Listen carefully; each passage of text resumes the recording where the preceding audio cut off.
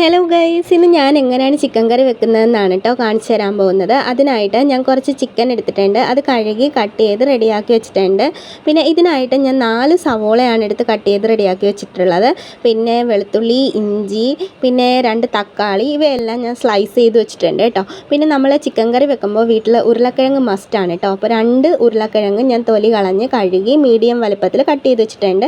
പിന്നെ നമ്മൾ ഒരു ചട്ടി എടുത്ത് അത് ചൂടായതിന് ശേഷം ആവശ്യത്തിന് വെളിച്ചെണ്ണ ഒഴിച്ച് ഈ സവോള, വെളുത്തുള്ളി, ഇഞ്ചി ഇവയെല്ലാം അതിനകത്തോട്ടിട്ട് അത് വഴണ്ട് മൂത്ത് വരുമ്പോഴത്തേക്കും ചിക്കൻ മസാല, മുളക് പൊടി, മഞ്ഞൾപ്പൊടി, ഉപ്പ്, മല്ലിപ്പൊടി എന്നിവ ചേർത്ത് വഴറ്റി ആവശ്യത്തിന് വെള്ളം ഒഴിച്ച് ചിക്കനും കൂടി അതിനകത്തോട്ടിട്ട് ചിക്കൻ വറ്റി വരുമ്പോഴത്തേക്കും ആവശ്യത്തിന് ഗരം മസാലയും കൂടെ ചേർത്ത് കുരുമുളകും ആവശ്യമുണ്ടെങ്കിൽ കുരുമുളകും കൂടെ ചേർത്താണ് ഞങ്ങളിവിടെ ചിക്കൻ കറി റെഡിയാക്കുന്നത് കേട്ടോ. അപ്പോൾ നമ്മുടെ എറണാകുളം സ്റ്റൈൽ ചിക്കൻ കറി ഇത്രയേ ഉള്ളൂ ഗൈസ്.